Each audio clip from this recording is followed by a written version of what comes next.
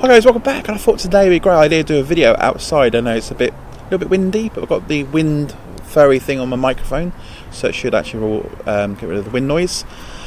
But it's dry, a bit chilly still. I've got a jacket on, but at least it's dry. I haven't made a video for a while on the this IT channel. It's because there's tons of videos I can make, but it's like what to make next, what should I do next and stuff.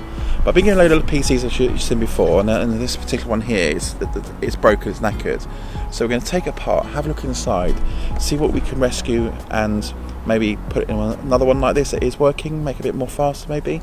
Also we can use of it before we get rid of the screen, because there's no power on it, it doesn't power up, so obviously it's got to be a main board issue itself. If it was more like memory or CPU, it'll at least power up and bleep, but there's no post, no power on. I've tried the power supply unit, there's nothing wrong with the power supply unit because that's fine, works the same on the other screen, but this screen just does not want to power on, so obviously it's something more physical. So it's an old machine anyway, so we might as well take the bits out of it, we'll test those bits if they work, and this can then be binned. So let's have a look inside one of these screens.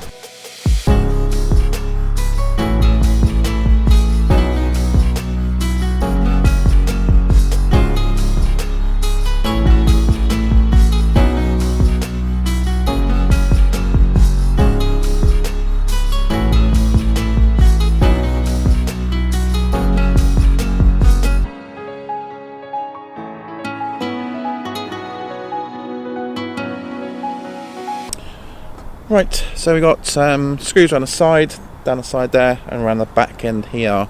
So let's get undoing. I'm not going to worry about putting it all back together because it's just going to be binned afterwards, because it's not worth anything really.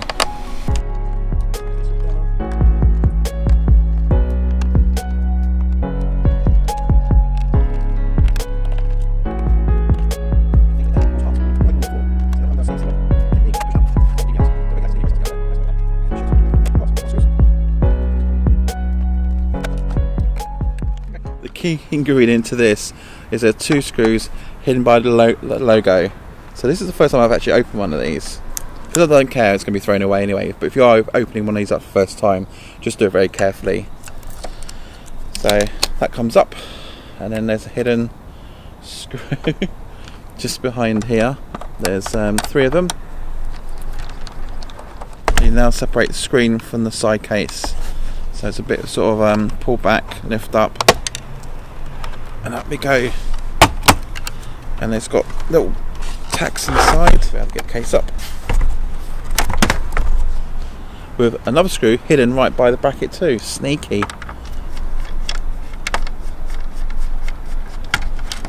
And then the top comes off nicely, easy done. So it's inside.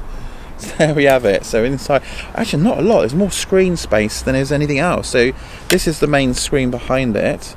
That looks like the actual motherboard with Wi-Fi, memory, the hard drive's in there. Wow. So it does take a normal 080 hard drive, because I've got one of these that's working, so we might actually replace the hard drive in that one as SSD drive. But there's a RAM anyway, so we'll take the RAM out. We're going to have a look behind this plate, because I want to see if it can take more RAM inside, because it looks like it's only got one slot for RAM. So let's have a look a bit more close up. Yeah, so there's only one slot for RAM, so if you need to put more RAM in it, you're going to need to buy another memory stick that's slightly bigger as well, but at least we know what size. That's 4 gigs, so I think the other one I've got, I'm going to put like 8 gigs in it, if it will take it anyway. So I've got a Wi-Fi module here underneath that. I don't think I'm going to take it out, because very rare, and you know, so the hard drive we'll take out. We'll have the hard drive anyway, so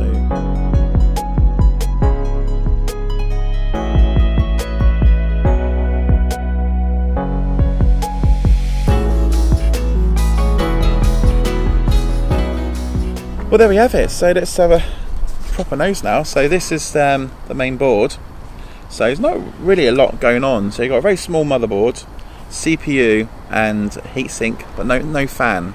So there's no fan on this at all, so cooling is not fantastic. One memory stick slot, Wi-Fi, and obviously the DVD drive goes here, and what goes to the bottom here, and the hard drive goes here. And that's about it. It's probably could fit a lot more in there if they wanted to, but it's a very simple board. But that's it. That's what's inside one of these machines.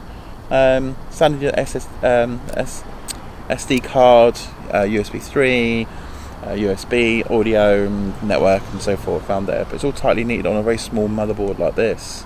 Shame I haven't got a spare board, because I could have swapped them out and got this working again, but not really fussed. Yeah, so that's it. So this is going to be now binned, recycled, as you say, and we'll use the parts in this one to make the other one that does work. Maybe a bit more RAM, and we'll see what size hard drive the other one's got. We might swap it actually for an SSD. That'll probably make it boot a lot more faster. And maybe look at how much RAM this can actually physically take, and see what the cost is. If it's not too expensive, I might get the other one going from 4 gig to 8 gig. Or if we can fit more in it, then fantastic. But I think the maximum we'll probably get in this is 8 gig because of the single slot itself. But there we go. So if you like this video, guys, thumbs up. If you don't like the video, thumbs down. And remember, hit that subscribe button. And if you want to see more things like this, let me know. And I mean, I could film loads of stuff in IT, because my background is fully IT. I was an IT consultant for many years, running my own IT company. So I'd be interested to know what you guys would like to see on this channel. I've got some more stuff coming up very soon about networking, because a lot of people seem to like the networking stuff I do. Do like patch paneling, connecting cables up, terminating, things like that. And I've run a cable down here, which you can see behind me on the wall. It's the purple stuff that's running to the shed at the moment, and I've terminated at both ends with an RJ45 connector, but not as a module which you can plug into. So I'm testing these cables at the moment. So I'm going to do a video very shortly where we test the speed of these cables, and then we'll terminate it on the end with proper modules, and then patch these into a switch. See if that actually makes any difference on the cable speeds. At the moment I've got cables running up here 4 going back to the house, and it seemed to be running, when I test the internet, it seemed to be running a little bit slow. So I'm not sure whether it's the way I've terminated them and stuff, or whether it's the cheap cable I'm actually using.